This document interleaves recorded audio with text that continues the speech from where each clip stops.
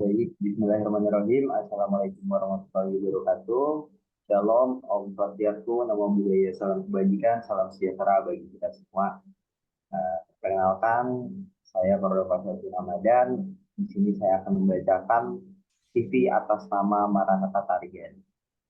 Pendidikan Universitas Trisakti, September 2019 sampai dengan Agustus 2023. Pradi, Jakarta Pusat,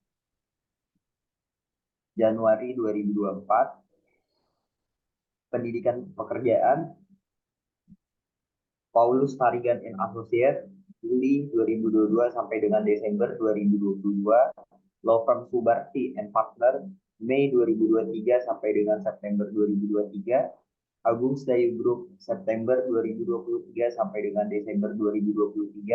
PT Fajar Partama, Desember 2023 sampai dengan sekarang. Pendidikan maaf saya ulangi, pengalaman organisasi Lembaga Penelitian dan Kajian Hukum tahun Januari 2021 sampai dengan Januari 2022. Baik, selanjutnya akan dilanjutkan oleh Eko Akbar. Baik, terima kasih kepada Mas Dova. Sebelumnya izin bertanya, Bang. Sebelum masuk ke jurusan hukum itu sendiri, pernah nggak sih, Bang, untuk apakah ada jurusan lain atau memang dari kecil itu emang bercita-cita untuk di sarjana hukum itu sendiri, Bang? Mungkin bisa diceritakan kepada teman-teman, Bang.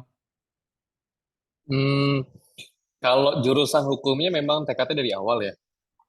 Tapi sebelumnya tekad awalnya itu masuk di Akpol. Tapi mengingat Akpol juga sangat sulit ya, sempat dites 2 kali dan gugur di keberangkatan mau di Semarang. Akhirnya waktu itu mikir pilihannya dua, mau kuliah murah tapi korbanin jurusan atau kuliah sedikit mahal tapi sesuai jurusan.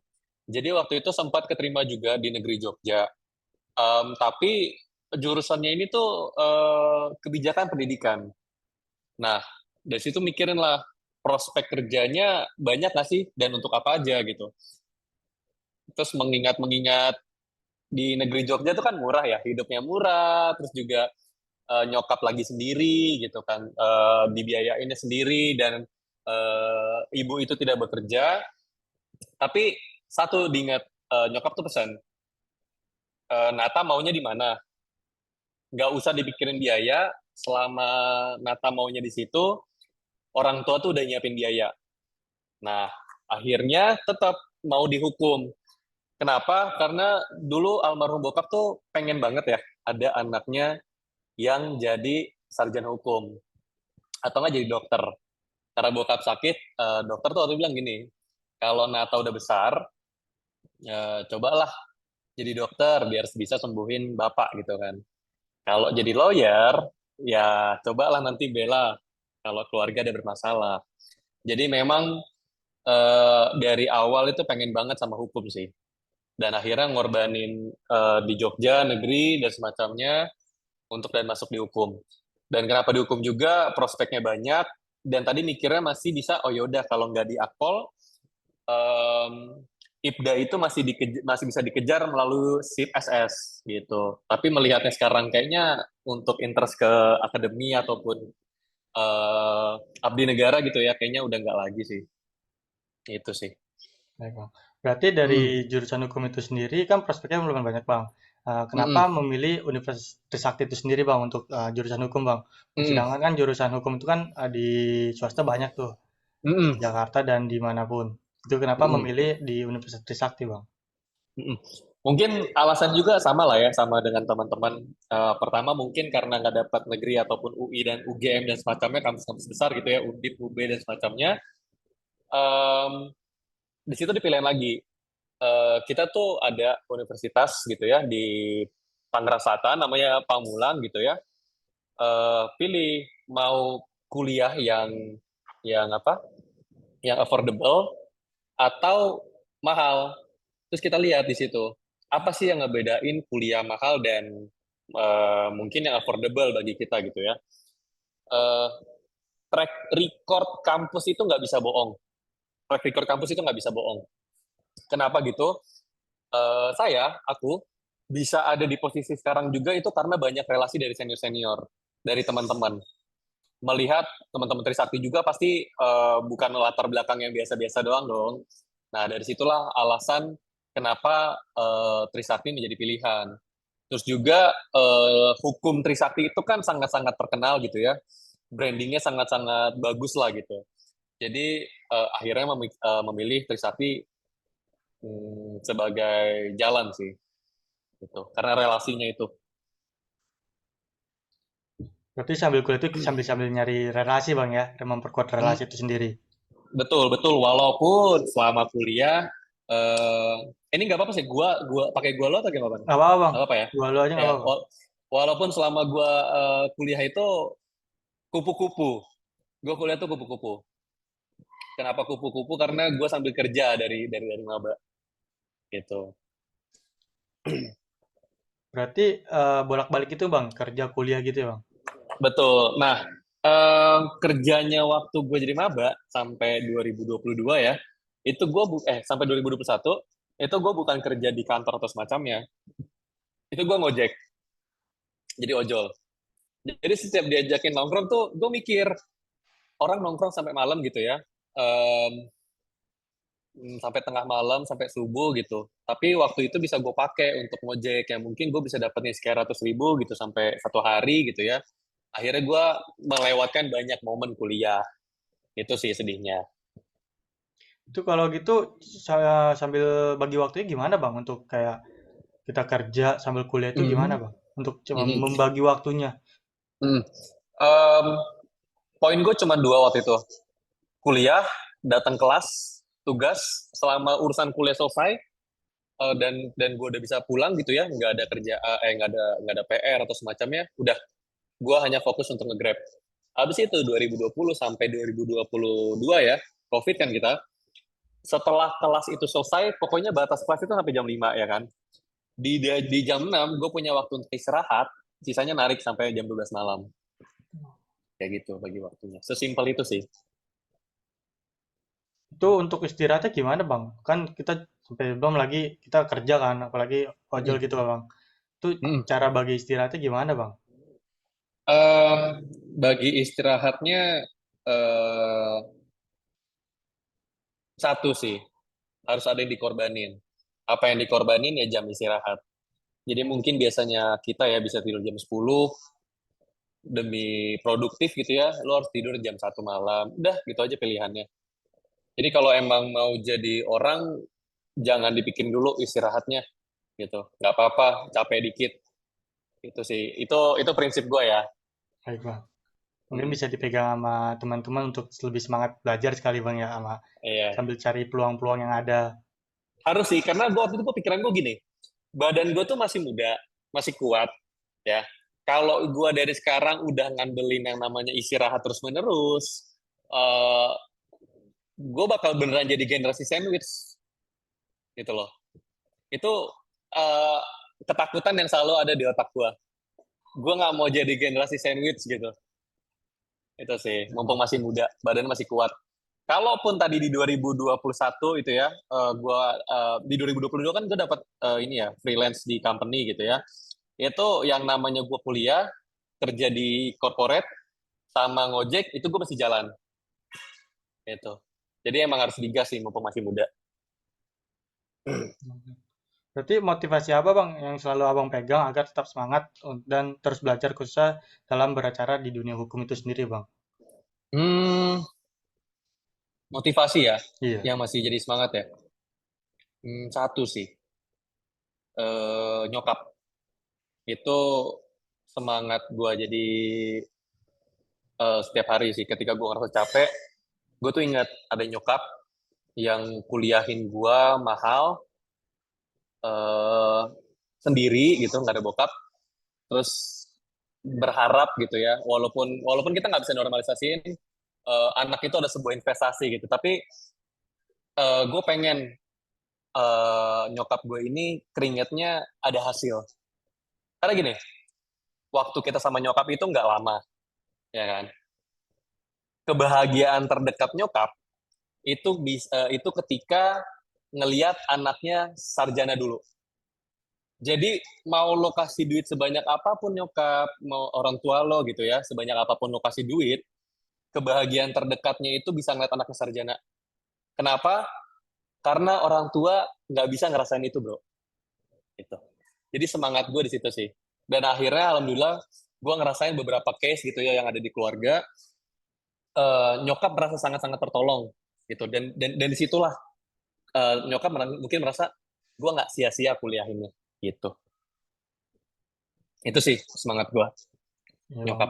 berarti kayak sebagai motivasi paling kenceng ya bang untuk kita semua untuk bahwa kuliah ini jangan buat hanya main-main aja, tapi kita harus fokus, ada tanggung jawab yang lebih besar yang tunggu di rumah. Betul, betul, betul. Eh gue setuju banget sama kata-kata Raditya Dika ya. Mungkin kalau Raditya Dika, kalau lo punya kerjaan, kalau lo punya bisnis, dan apapun itu, terserah lo. Lo boleh. Lo mau kuliah, lo mau kuliah sambil main, atau nongkrong dan semacamnya, itu terserah lo. Tapi ingat, tanggung jawab sama pendidikan lo. Itu kebagian orang tua lo yang paling dekat. Gitu. Baik bang. Berarti selama berkarir di dunia hukum itu sendiri bang, selama kuliah, abang lebih fokus ke mana bang untuk pilih condong menangani bidang apa bang, bagian tersebut? Hmm. Jadi gini, mungkin ini bisa jadi insight juga ya sama teman-teman gitu ya. Em, Berkarir di hukum tuh banyak. Sekarang gini, gue tuh itu mikir, di angkatan Trisakti aja, itu bisa ngasilin 600 sampai 500 orang per angkatannya. Jadi sarjana hukum. Di angkatan gue, total 600 orang yang jadi sarjana hukum per angkatannya. Gue nggak tahu di angkatan 2020 apa 2021 berapa orang gitu ya. Terus lo bayangin, seluruh sarjana hukum ketika lulus mencari kerja gitu loh. Terus gue mikir, kerjaan apa yang bisa orang temuin setiap hari dan masih bisa eh, terjangkau gitu loh sama sama lulusan gitu. Ya kalau misalnya ibaratnya kita tes jaksa kan udah waktunya nunggu, terus juga susah, pesaingnya banyak gitu ya. Terus kalaupun notaris harus S2 dulu dan semacamnya gitu ya. Gue mikir, kalau gue jadi advokat, cukup waktu. Dalam arti nggak bisa cepet nih. Gue harus ngambil PKPA dulu. Gue harus ngambil magang dulu 2 tahun di law firm. Habis itu gue baru sumpah. Nah, paling dekat dengan fresh graduate itu adalah legal corporate, legal staff corporate. Nah, makanya ketika gue ngambil konsentrasi hukum acara ya, gue mikir apa yang bisa relate dengan kerjaan. Makanya di detik-detik terakhir gitu ya, yang biasanya orang ngambil mata kuliah yang aman, nanya dosennya aman atau enggak, terus nilainya gampang atau enggak, orang-orang tuh bilang, gue bunuh diri. Bu Gandes pun bilang, wah kamu Nata gitu kan, ngambil hukum bisnis kamu di semester-semester terakhir penutupan gitu. Gue ngambil HKI sama ini, corporate dan invest gitu. Dan menurut gue di situ sangat-sangat worth it sih untuk gue jalanin sampai sekarang. Save the day banget mata kuliahnya. Baik bang. Mungkin dari Kak Grace mungkin mau ada yang ditanyakan Kak? Oke, Bang Atta, aku izin nanya ya, Mm-mm. Bang. Mm-mm. Nah, kan Abang sendiri kan sebenarnya, aku nggak bisa bilang banting setir, cuman kayak Mm-mm. dari hukum acara ke bisnis kan lumayan ya tuh ya, Ya, Bang. Nah, itu kan lumayan.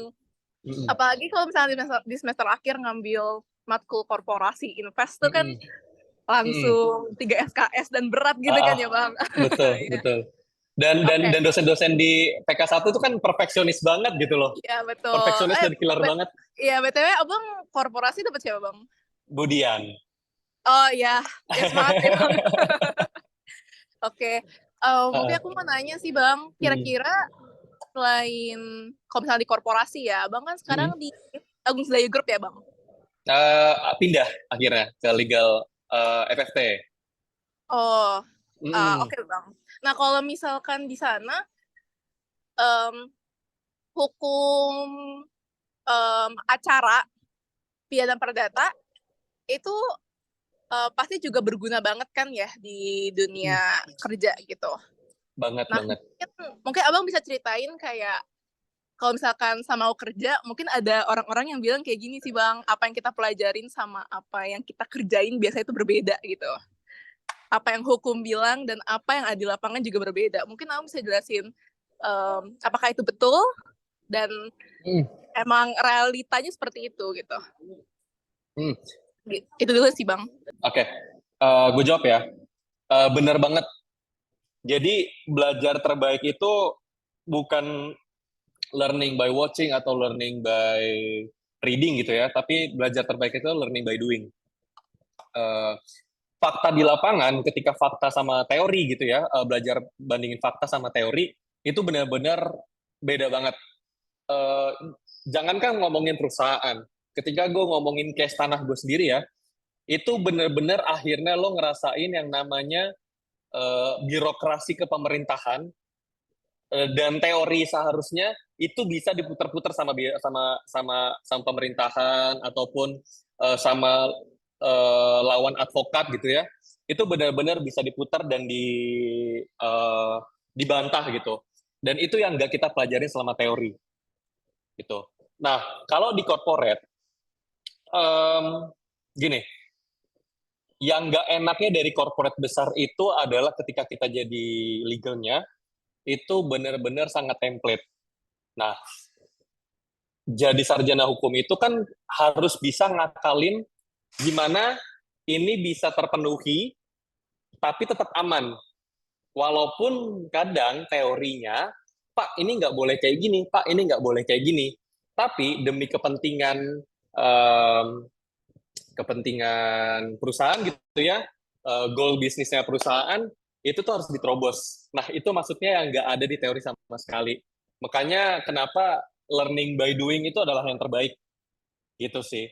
Untuk untuk perbedaannya seperti apa, untuk di corporate mungkin kalian better ngerasain sendiri ya, biar nanti, oh ini gue nggak pelajari nih di teori, ini gue pelajari nih, cuman dipelajarin di perusahaan gitu. Itu better kalian dipelajari sendiri sih nanti.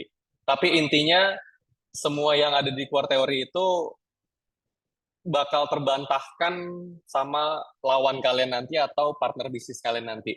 Gitu sih. Terjawab nggak kira-kira? Kebayang nggak? Oke Bang, kebayang sih Bang. Nah, mungkin aku Mm-mm, lanjut nanya ya Bang. Kan mm-mm, Abang mm-mm, di LPKH ya Bang. Ini kalau boleh mm-mm. tahu berapa tahun? Setahun aja, harusnya lanjut lagi. Cuman ya ada politik inilah.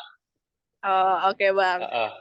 Selama di LPKH, kira-kira ada nggak sesuatu yang bisa Abang apply saat Abang kerja di suatu corporate atau even law firm gitu? Hmm, Jujur, waktu selama di LPKH tidak merasa terbantu gitu, karena kenapa? Pertama, waktunya singkat, dan kedua, kenal dengan senior-senior itu nggak terlalu satset gitu. Padahal kalau misalnya masuk organisasi, harusnya di situ nyempetin banyak kenal sama senior dan ikut senior buat ikut ini, ikut itu gitu. Nah, itu tuh nggak aku alamin. Jadi aku sendiri kerasa eh, nggak terlalu membantu lah dalam dalam dalam dapetin aku pekerjaan gitu. Yang cuman terbantu itu adalah ya udah ketika aku ngerjain daily sebagai divisi, kajian, penelitian, terus dimutasi ke divisi ini, udah hanya sebatas research saya aja. Tapi untuk ngebantu secara pekerjaan, mempermudah pekerjaan sih tidak merasa sih ya, hanya daily workingnya aja gitu. Oke Bang, mungkin bisa Mm-mm. dibilangnya habitnya kebentuk juga sewaktu di LPKH gitu kan. Waktu research, habit untuk research harus kayak gimana, kayak segala macam. Mm-mm. Mungkin kayak gitu ya Bang, Mm-mm. oh yang aku Mm-mm. tangkap gitu. Mm-mm. Betul. Uh, Oke Bang, sebenarnya dari aku udah cukup Bang. Mungkin Mm-mm. bisa kembali ke Eko atau teman-teman yang lainnya. Thank you ya Bang. Oke. Yup, Grace, thank you. Baik, terima kasih Kak Grace atas pertanyaannya. Bang, izin bertanya lagi Bang, berarti kalau Mm-mm. selama kuliah kita ke dunia kerja itu, apakah di dunia kerja itu kita belajar lagi seperti kayak di kuliah, atau gimana Bang? Oke, gini nih. Gue paham banget teman-teman pasti punya ketakutan yang sama ketika gue jadi mahasiswa juga. Ketakutan gue terbesar gue adalah gue waktu kuliah, pasti lo juga pada sih ngerasain nih. Kuliah, masuk kelas, masuk kuping kanan, keluar kuping kiri. Gue bisa jamin mungkin ya, Grace ataupun teman-teman yang lain udah ngikutin pelajaran mata kuliah LO, terus drafting perjanjian, akta gitu ya. Gue yakin tidak mengingat secara jelas. Kayak ya udahlah gitu. Gue yakin banget pernah ngalamin perasaan itu. Nah, gue tuh takut banget waktu masuk ke perusahaan corporate gitu ya. Gue bunuh diri nggak ya? Gue nggak ngerti buat drafting perjanjian. Waktu tekno gue nggak benar-benar memahami secara baik gitu. Gue belajar tapi gue nggak memahami gitu. Yang ngebuat drafting tuh di luar otak tuh gue nggak bisa gitu loh. Harus nyontek, harus ngelihat gimana susunannya, poin-poinnya gitu. Nah, akhirnya itu terjawab ketika gue selalu nanya ke senior, Bang, ketika kerja, kalau nggak bisa apa-apa, gimana Bang? Gitu. Lo nggak bisa apa-apanya gimana nih? Ya, gue nggak kebayang aja, kita harus ngedrafting ratusan kontrak, perjanjian gitu ya, dengan partner bisnis dan lainnya gitu. Gue nggak kebayang harus ngedrafting dari awal gitu, kekurangannya di mana gitu. Dan sebagai fresh graduate, pasti lo ngerasain yang namanya, lo nggak tahu apa yang lo kerjain ini sudah benar atau enggak gitu.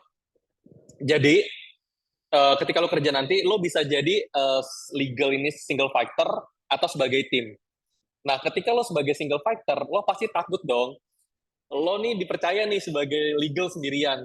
Tapi lo nggak tahu apa yang lo kerjain itu udah bener nggak ya. Kalau di kuliah, lo mungkin tercounter sama dosen. Oh, ini salah, ini kurang gitu kan. Kalau di kerja tuh nggak bisa. Nah, itu ketakutannya. Tapi akhirnya terbantahkan ketika lo akhirnya terjun langsung. Di sebuah company, itu pasti pernah yang namanya ngedrafting kontrak ataupun perjanjian lain-lainnya sebagainya. Itu ketika kita di company, semua sudah ada template-nya. Kecuali kalian bergerak di company startup gitu, ya mungkin kalian banyak rambah-rambah kemana gitu ya. Tapi untuk company besar dan sudah berjalan 5 tahun ke atas gitu ya, itu sudah ada draftnya gitu. Dan sebagai fresh graduate, kita hanya belajar dari draft. Kalau kalian sebagai legal dan ada timnya, um, itu nanti akan dikoreksi sama atasan. Ini salah, ini kurang dalam perjanjian, jangan ada yang disingkat, dah kayak gitu. Jadi no worries, nggak usah takut sama bikin perjanjian, drafting dan semacamnya. Semua perusahaan sudah pasti ada template-nya. Dan template itu berkembang atau enggak, itu nanti seiring kalian berjalan di company. Gitu sih. Baik Bang, berarti kita harus memahami lagi Bang ya, materi-materi yang dosen pernah kasih, terus sama yang nanti kita pelajarin lagi di dunia company. Betul, betul. Dan itu harus kalian review lagi ketika kalian mau wawancara. Itu harus. Berarti kalau di wawancara itu biasanya ditanya apa aja Bang untuk di dunia company legal? Nah, biasanya dipelajarin dulu nih. Eh, lo tahu perusahaan ini dari mana dan bergeraknya di bidang apa. Misal di bidang perusahaannya sorry, di bidang perusahaan kesehatan. Lo harus tahu em, perusahaan kesehatan ini basic perjanjiannya tuh harus mengacu mana aja. Lo harus memperhatikan undang-undang apa aja gitu. Terus misalnya kayak kesehatan, lo harus memperhatikan Permenkes ataupun undang-undang lainnya yang berkaitan gitu. Apakah dokter itu boleh bermitra ataukah dokter itu sebagai apa itu harus lo perhatiin. Nah, nanti yang ditanya, menurut kamu dalam kesehatan gimana sih pengaturannya kayak gini-gini? Itu misalnya di corporate di healthcare ya. Kalau seandainya di developer di Agus Dayu, apa sih yang kamu tahu soal eksekusi? Karena kan pasti kan lo developer gitu ya, orang gagal bayar lo pasti eksekusi. Apa yang lo tahu soal eksekusi? Gimana langkah-langkahnya soal eksekusi? Oh Bu, saya taunya eksekusi harus dari pengadilan. Ya flow awalnya gimana gitu. Nah ini yang harus diperhatiin. Ketika lo masuk ke suatu company, lo cari tahu dulu company bergerak di bidang apa. Pengadaan, jasa kah, atau alat berat kah, atau ekspor impor kah, atau lo ntar masuknya ke tenaga kerjaan kah, atau kesehatan. Nah, itu yang harus lo pelajarin. Itu. Jadi lo akan ditanya basicnya dulu. Apa yang lo tahu tentang perusahaan dan undang-undang yang berlakunya. Basicnya lo kemana undang-undangnya. Gitu sih. Berarti itu kalau sebelum masuk kita harus memahami terlebih dahulu ya Bang, undang-undang yang akan kita lamar itu. Of course, of course. Misal, lo jadi ada di corporate gitu ya, lo fokusnya ke HRD gitu, legal HRD-nya. Tentu lo harus benar-benar mempelajari ketenaga kerjaan. Lo harus bisa bedain apa sih PKWT dan PKWTT itu, gitu. Lo harus bisa bedain itu. Undang-undangnya apa aja sih? Undang-undang nomor sekian, Junto, undang-undang sekian mengatur tentang apa gitu. Apakah PKWT boleh menerima THR kayak gitu-gitu, lo harus paham kayak gitu. Jadi lo harus tahu dulu posisi yang dilamar ini kebanyakan mengurus apa gitu sih. Baik Bang. Mungkin dari teman-teman ada yang mau ditanyakan? Dova, Wildan, Alma. Gak apa-apa, kita ngobrol santai ya. Mau tanya-tanya aja, mau tips-tipsnya juga tanya-tanya aja. Baik Bang. Sorry Bang, mau nanya Bang. Yap. Kebetulan kan gue tertarik Bang di bidang acara sebetulnya, di peminatan hukum acara. Nah, itu Abang boleh nggak ceritain Bang kenapa selain yang tadi mungkin pertimbangannya kan agak lama ya, karena advokat ataupun jaksa segala macam itu lama. Dan menurut Abang, sebenarnya prospek yang lebih menjanjikan itu praktisi hukum apa kita bukan di praktisi hukum? Karena kalau saya lihat itu legal officer atau legal di suatu perusahaan itu kan bukan lagi kayak praktisi yang benar-benar praktisi gitu loh Bang. Karena kan itu berkaitan sama bisnis dan segala macam. Nah, menurut Abang lebih relevan yang sekarang itu praktisi yang benar-benar murni praktisi hukum atau yang Abang jalanin sekarang gitu, kayak ini lebih pasti dari income-nya atau supply and demand-nya kayak gitu Bang. Pertanyaan saya sih kayak gitu. Oke, gue izin menjawab ya. Mungkin ini pertanyaannya bisa disamakan dengan, Bang, baiknya jadi legal spesialis atau jadi legal yang bisa ahli, maksudnya mengerti tentang semuanya. Kalau kan ada nih, di company itu kadang suka buka lowongan, kalau misalnya kalian pernah lihat ya, legal spesialis. Nah, itu tuh kan spesialis nih, lo hanya konsentrasi pada satu hukum aja. Nah, baiknya mana Bang, jadi spesialis atau jadi legal yang bisa mempelajari semuanya? Jawabannya, kalau lo seandainya sebagai fresh graduate, itu cobain semuanya. Kenapa? Ketika lo jadi legal yang bisa semuanya, itu lo benar-benar kepake banget. Dan lo bisa temu passion lo apa. Oh, ternyata passion gue ada di spesialis tentang ketenaga kerjaan nih, atau enggak gue spesialisnya di import ekspor. Baru akhirnya lo merambah ke situ, fokus 4 tahun, 5 tahun, 10 tahun, dapat gaji besar seperti itu. Kalau seandainya lo spesialis dari awal, dan lo tiba-tiba handle gitu ya, lo lagi curhat sama temen lo tahu nih lo sarjana hukum, tapi lo nggak ngerti case-nya dia, itu menurut gue sangat-sangat malu sih. Kenapa? Karena gini, orang itu nggak mau tahu lo sebagai sarjana hukum bisnis, sarjana hukum acara gitu. Orang tahu tuh lo sebagai sarjana hukum, lo harus tahu semuanya gitu. Itu belajar yang tepat adalah ketika lo sebagai fresh graduate ini. Nah, apa sih concern gue akhirnya memikirkan dari hukum acara ke bisnis ya gitu. Pertama ini, jam kerja dan gaji. Ini harus mikir, lo mau sampai umur berapa kerja, targetnya gimana, jam kerjanya seperti apa. Jadi akhirnya gue waktu itu mikirin, plus minus sebagai associate gitu ya, trainee associate, junior associate, senior associate, associate ataupun partner gitu ya, di law firm, lo harus pertimbangin jam kerja di corporate sama di law firm itu tentu beda. Lo lebih pilih kerja 9 to 5 tapi bosen, atau lo kerja tidak kenal waktu tapi skill lo terasah. Gue mikir di situ. oh kayaknya gue di law firm nggak bakal kenal istirahat nih. Telepon lu akan bunyi setiap saat dan malam lu mungkin bisa ditelepon untuk ngedrafting surat kuasa atau semacamnya, bikin kajian dan semacamnya. Dan yang namanya tinggal di kantor tuh bisa bermalam sampai ya tengah malam gitu. Beda kasus. Tapi di corporate lo mungkin aja untuk 9 to 5 itu sangat-sangat mungkin. Gue di corporate yang sekarang itu sangat-sangat enak. Gue masuk setengah 8, 6.30 udah siap-siap pulang. Ada kerjaan ya udah besok lagi gitu. Tapi di law firm lo nggak bisa kayak gitu. Akhirnya gue cobain. Nah, semakin tinggi tingkatan law firm lo ya, itu semakin berat. Mungkin kalau misalnya lo tahu SNT, AHP, dan semacamnya, itu mereka yang namanya, mungkin orang-orang pada umum udah tahu lah, yang namanya kalau nggak tipes itu belum kerja, gitu. Nah, kalau, jadi gini, di law firm itu ada namanya boutique law firm, middle law firm, sama top law firm. Semakin lo naik tingkatan law firmnya, semakin bagus, semakin lo tidak mengenal jam kerja. Itu harus jadi concern pertama. Tentu, gaji lo juga beda.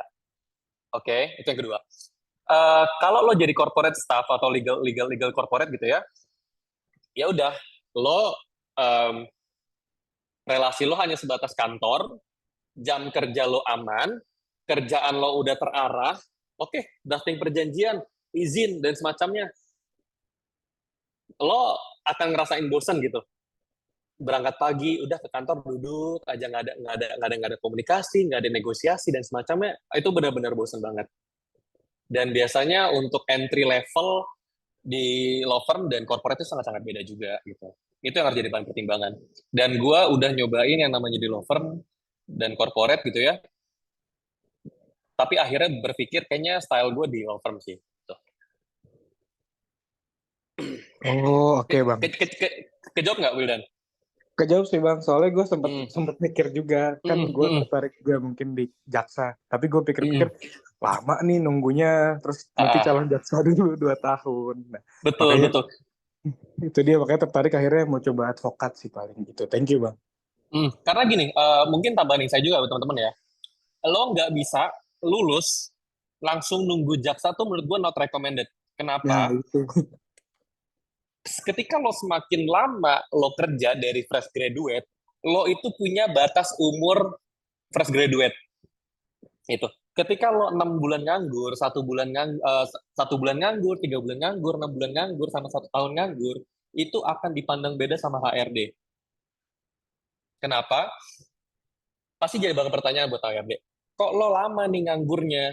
Kok lama kosongnya? Ngapain aja? Gitu kan? Nah, biasanya kalau lama nganggurnya, lo bakal ditanya, selama kosong, ngapain aja? Cara terbaik menjawabnya adalah lo ikut pelatihan. Itu the best ya. Lo ikut pelatihan, lo ikut kelas lagi, lo ikut sertifikasi, drafting, dan semacamnya, itu cara jawab terbaik. Tapi kalau selama lo nanti abis lulus, lo dapat pekerjaan, itu bagus. Tapi kalau nanti seandainya nih, cari kerjaan susah nih bang, nggak segampang itu cara terbaiknya. Lo ikut sertifikasi. Gitu. Jadi jangan tok langsung lo nunggu pembukaan jaksa atau PNS lainnya ya. Itu sangat-sangat bunuh diri sih nantinya. Jadi dari gua. Ada lagi?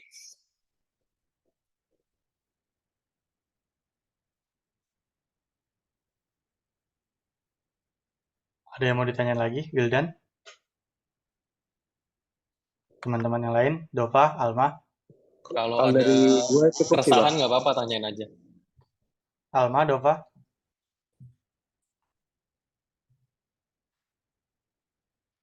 Cukup Mungkin Bang Eko. Bang, izin nanya. Boleh.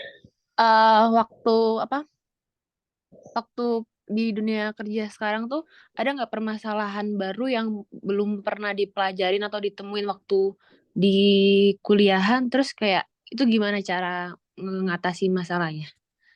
Itu aja sih Bang. Gini. Mungkin kayak gini kali ya, kejawab nggak ya? Gua di selama kuliah, gua nggak pelajarin bagaimana cara melakukan penerbitan izin, baik izin perusahaan, izin klinik, atau nggak izin dokter. Tapi di perusahaan lo nemu itu, sedangkan di kuliah lo nggak. Kira-kira sama nggak sama keresahannya? Ya gitu, bisa jadi kayak gitu. Oke. Gua itu selama di kuliah, bener dong, di kuliah kita nggak ada dong ngurusin penerbitan izin, daftarnya kemana, ya kan? pun di hukum corporate korporasi dan investasi gitu ya, hanya sekilas gitu ngebahas OSS, KBLI gitu, hanya ngebahas sekilas, tapi lo nggak diajarin gimana cara ngedaftarinnya, dokumen-dokumen apa yang harus dipersiapkan, yang harus di-scan gitu. Nah, gimana caranya lo tahu ini KBLI nomor sekian gitu ya? Itu semua akan dibimbing sama tim legal lo. Jadi selama lo di corporate dan fresh graduate gitu ya, lo akan diajarin sama tim. Tapi gimana bang kalau ternyata ada nih lo keterima di startup dan lo jadi single fighter as a legal? Cara terbaiknya adalah lo nanya ke senior atau ikut sertifikasi gitu. Karena kalau lo jadi single fighter di startup, ya lo akan bisa jadi bunuh diri kalau seandainya lo benar-benar nggak memahami ataupun clueless gitu ya, perizinan perusahaan ataupun pendaftaran lainnya gitu. Karena bisa jadi kestabilan perusahaan itu ada di tangan kita gitu. Jadi cara terbaiknya adalah ikut sertifikasi sih. Banyak kok yang nyediain kelas-kelas lagi, sertifikasi lagi, praktek, workshop dan semacam itu banyak banget. Itu sih. Kejawab, Alma?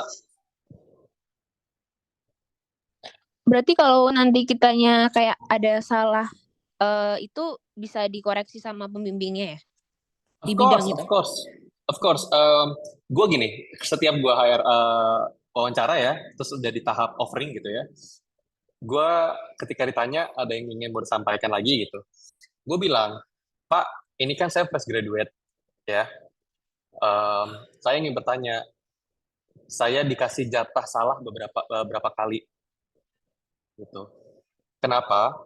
Karena gue tahu capable gue sebagai fresh graduate itu pasti bakal melakukan kesalahan. Apakah itu akan nanti ditoleransi sama atasan atau enggak gitu. Lo harus benar-benar make sure dan mastiin ke atasan atau HRD lo gitu ya, Pak, saya fresh graduate yang mungkin nggak sempurna, pasti ngelakuin kesalahan. Kalau saya ngelakuin kesalahan, saya mohon ajaran dan bimbingannya. Dan itu pasti akan ditoleransi sama atasan. Kecuali lo udah 3 tahun atau 2 tahun gitu ya sebagai legal staff atau corporate gitu, tapi lo masih ngelakuin kesalahan, lo bakal dipertanyakan. Lo kemarin kerja ngapain aja gitu. Gitu sih Alma. Jadi make sure aja atasannya. Kalau lo benar-benar sebagai fresh graduate and you are nothing. Oke, makasih Bang.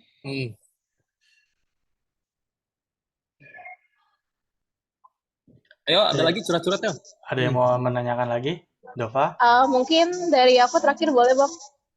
Apa tuh? Izin ya Terakhir Eko. nggak terakhir juga nggak Ya, apa-apa. nggak apa-apa, Kak. Iya. Ini sih bang.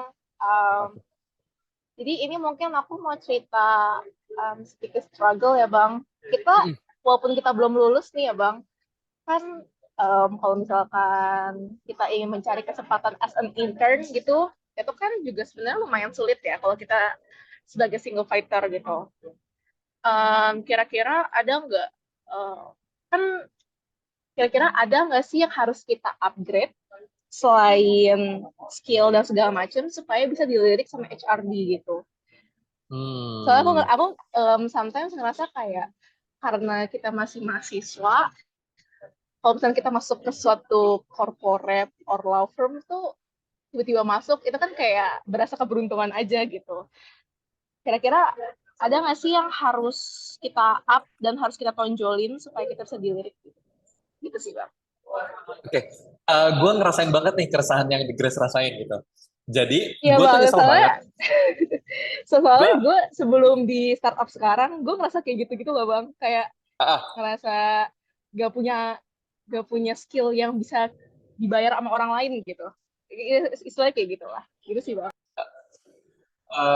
Jadi gini, penyesalan gue ketika kuliah itu ya, gue bener-bener nggak mencari tahu law firm besar gitu, ataupun jajan di LinkedIn. Itu asal kalian tahu, di LinkedIn itu banyak banget kalau kalian cantumin dan sering scroll gitu ya, dan sering target berapa harinya, itu banyak banget yang buka internship. gitu. Patokannya gini, selama lo offering internship, lo jangan ngomongin soal duit, ya. Apapun perusahaannya, apapun pekerjaannya, lo apply, keterima, ambil ilmu, cabut. Nah, ini yang nggak gue lakuin waktu selama kuliah.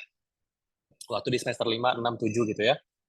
Gue nyesal banget, gue baru jajan di webnya AHP, SNT, HHP, Makarim gitu ya. Di web mereka tuh ada pilihan internship program. Lo cuma upgrade CV lo, lo coba gitu ya, apply, itu bakal masuk di emailnya HRD untuk disimpan gitu. Ketika nanti law firm itu buka internship program gitu ya, lo nggak nyesel. Jadi itu bener-bener kunci gitu.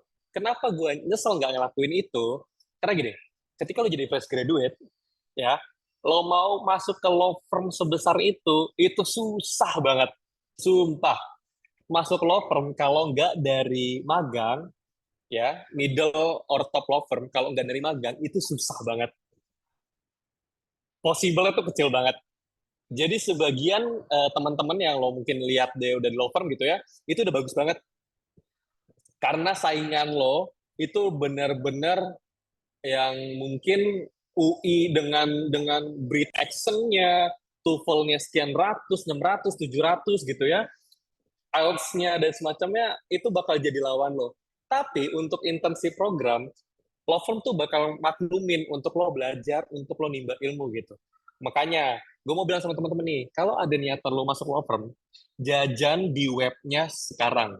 Lo jajan di LinkedIn, lo buka web-webnya nih, law firm mana yang lo incar, pasti itu ada. Kalau nggak ada, lo konekin sama asosiat-asosiat di law firm tersebut, gitu ya. Terus lo bilang, Bang, di law firm tersebut ada nggak sih internship programnya, gitu. Jadi gue mau bilang sama teman-teman nih, kalau ada niatan di law firm, jajan dari sekarang. Karena abis lo lulus susah mampus.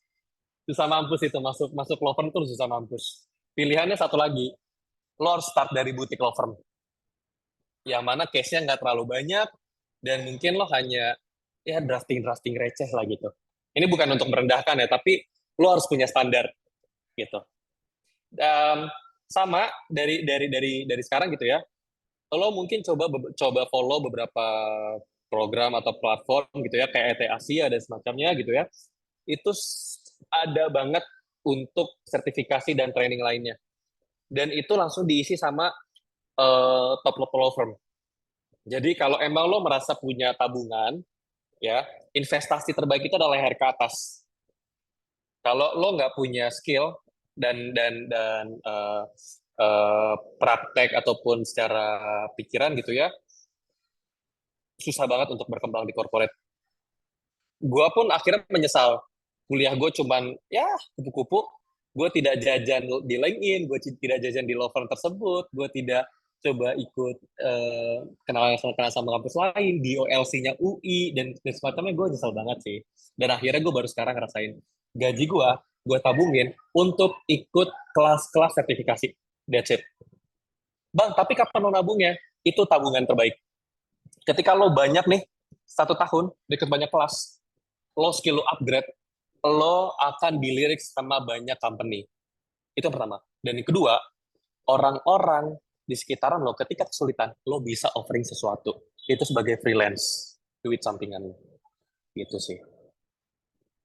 Jajan dari sekarang. Oke, Bang, thank you. Mungkin yang teman-teman yang lain juga bisa start dari sekarang nggak sih, Bang? Iya, betul. Semester 5 tuh udah bisa start lah ya, kalau kayak Betul. gitu. Karena lu bayangin, saingan lo satu kampus aja udah susah mampus, apalagi lo saingan dengan Iya, UI, betul. Unpad, dan Iya, betul. gitu loh. Oke, thank you sih Bang. Mungkin Oke. ini bisa jadi kayak insight buat yang lain. Karena kan sekarang kan kayak udahlah kuliah dulu. Kalau kebanyakan pemikirannya kayak gitu kan. Dan kan makin kesini makin gak bisa bersaing ya kalau kayak gitu terus. Gitu sih. Oke, thank you Bang.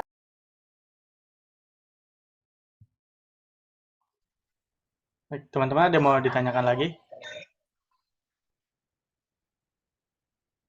Oh, di sini. Mungkin izin nanya Bang, tadi kan sertifikasi. Untuk corporate itu sendiri, sertifikasi apa Bang yang kita perlukan Bang?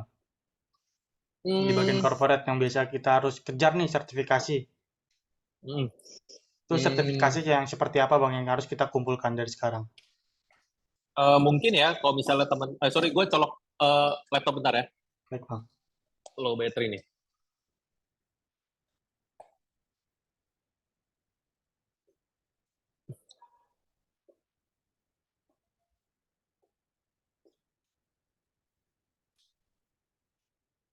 Oke, mungkin teman-teman kalau bisa sambil pegang HP gitu ya, atau dari tadi pegang HP juga, it's okay. Lo buka Instagram, lo lihat yang namanya ET Asia. Ini gua nggak promosi atau semacamnya, tapi gue kasih tahu gimana langkah gue dan keresahan gue terjawab. Jadi di ET Asia itu kalau lo lihat itu ada section-sectionnya, dan di ET Asia itu fokusnya ke corporate start kit. Kenapa? Hmm, karena sebagian besar top-top law firm itu bergeraknya di bisnis, bukan di pidana. Nah, kenapa ET Asia sering ngadain itu sama top-top law firm? Nah, di situ mulai ada yang namanya perjanjian, ada yang namanya kontrak, ada yang namanya ketenagakerjaan, ada yang namanya LO, ada yang namanya basic-basic startup as a fresh graduate. Itu banyak banget seksinya dan sering dibuka. Ya, kalau ditanya apa sih Bang yang harus basic banget gitu ya harus dipelajarin, minimal gini. Ketika lo masuk ke corporate or law firm, lo harus bisa yang namanya legal opinion. Itu simple banget. Simple tapi bukan simple. Itu wajib banget, tapi kadang suka diremehin sama orang.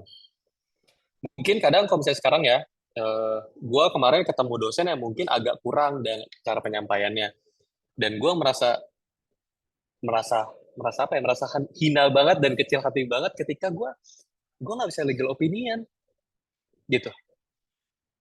Mungkin itu bakal jadi bahan refleksi teman-teman juga. Gue bisa nggak ya legal opinion? Gue bisa nggak ya? Jangankan bisa legal opinion. Lo tahu nggak ya susunan legal opinion itu seperti apa? Judulnya seperti apa? Bener apa enggak? Terus poin-poin apa yang masuk legal opinion? Itu gue nggak tahu. Dan itu bener-bener bunuh diri terbesar ketika lo keluar dari kampus. Lo nggak bisa legal opinion, lo nggak bisa perjanjian, mata kuliah tekno lo nggak belajar dengan baik. Sedangkan di tekno itu bukan negosiasinya, tapi cara drafting perjanjiannya. Lo, gue tuh lulus ya, gue bilang, apa nggak ya komparisi resitalnya apa? Mungkin teman-teman juga kadang waktu dengar resital apa ya? Gue lupa deh resital apa. Gue ngalamin namanya fase kayak gitu. Jadi kalau dibilang apa basicnya gitu ya, ya tahu aja legal opinion, kerangkanya apa aja, perjanjian itu kerangkanya apa aja, ya komparisi itu isinya apa aja, para pihaknya, ya kalau perusahaan dibilangnya diwakilin direktur berdasarkan akta nomor berapa, berkedudukan di mana, anggaran dasarnya ada apa enggak gitu. Itu harus teman-teman yakinin. Tahu nggak itu? Kalau nggak tahu, review lagi pelajarannya. Karena as a legal corporate, nanti yang harus dibedah adalah komparisi dan resitalnya itu harus diperhatikan dengan baik. Teman-teman harus nanya, anggaran dasar perusahaan ini ada yang terbaru atau enggak? Ada update atau enggak? Mohon dilengkapin. Itu as a legal corporate. Baik, Bang. Berarti kita tuh harus benar-benar memahami legal opinion itu sendiri Bang karena perusahaan itu sangat butuh ya Bang LO itu. Of course, of course. Lo sebagai fondasi untuk perusahaan itu berjalan sesuai aturan di Indonesia. Jadi kalau lo nggak bisa ngasih masukan untuk corporate ini salah atau enggak, ini harus diperbaiki atau enggak, ini harus ada legal standing atau enggak, nggak akan bisa di corporate. Baik Bang. Berarti kembali lagi berarti harus kumpulin sertifikat dan memahami legal opinion sendiri untuk mempersiapkan di dunia kerja corporate. Betul. Dan yang mau gue bilang sama teman-teman gitu ya, kalau tadi ada teman-teman LPKH yang lain gitu ya, gue mau bilang LPKH itu harusnya bukan ngadain webinar, tapi workshop. Percaya sama gue, ketika LPKH itu ngadain workshop, itu nilainya lebih emas dibandingkan lo ngadain webinar.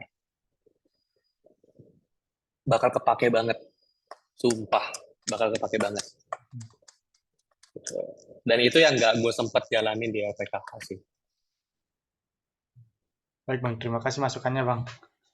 Bang, sorry Bang, mau nanya Bang. Bang, ngambil sertifikasi paralegal menurut Abang ini nggak sih Bang? Perlu nggak sih Bang?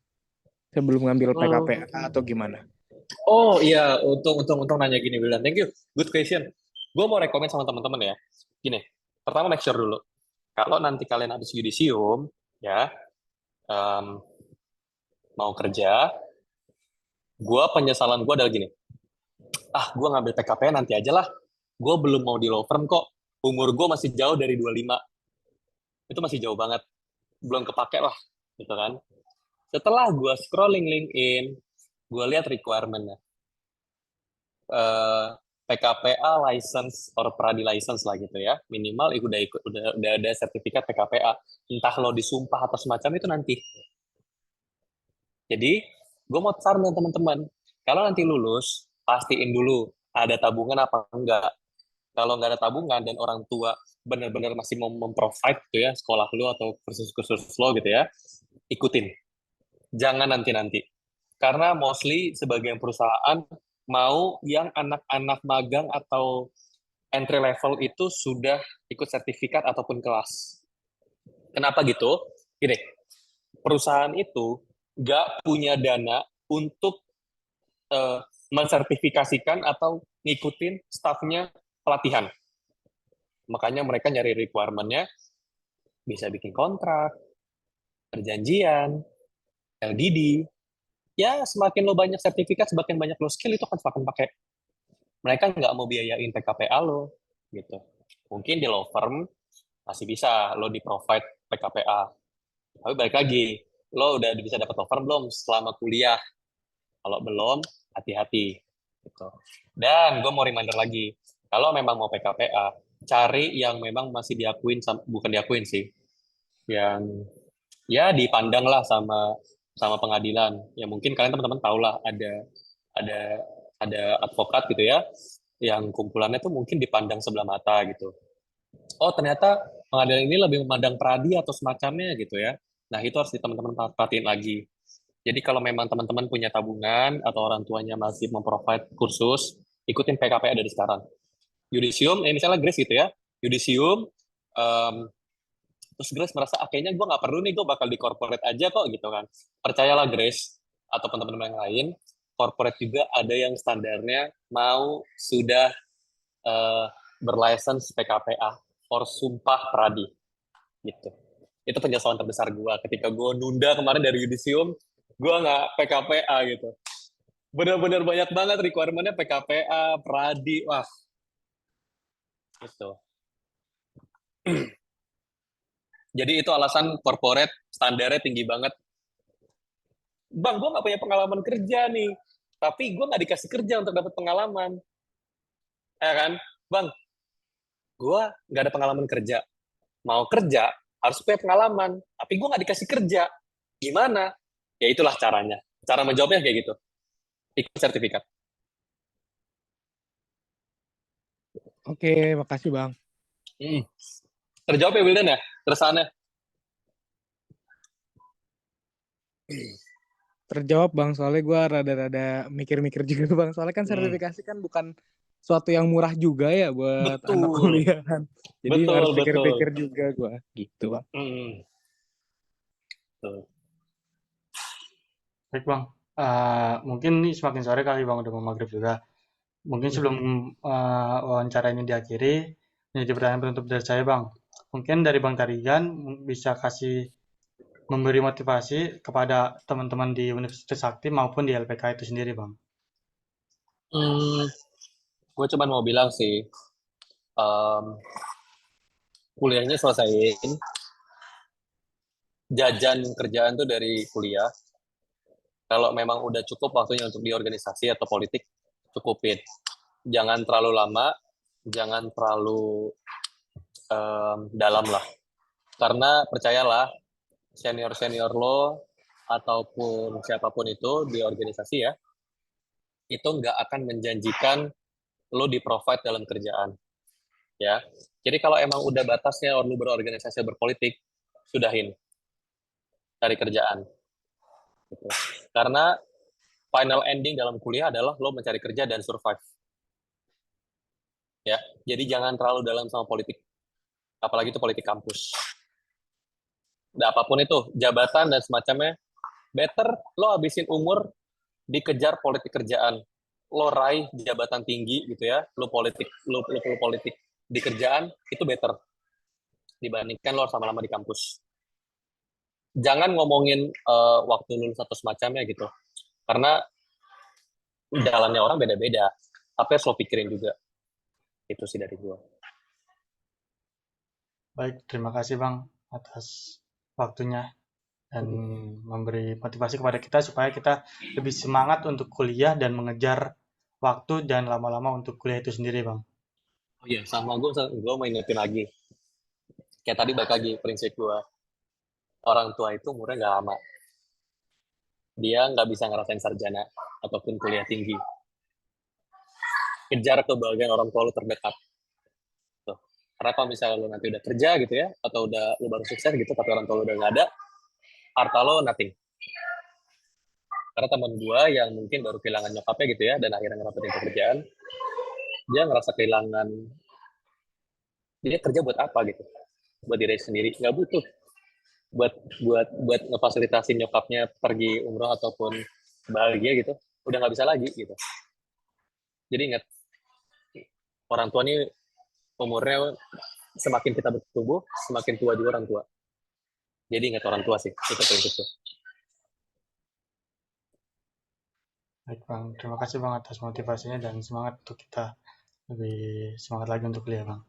Mungkin izin untuk stop record kali Bang ya.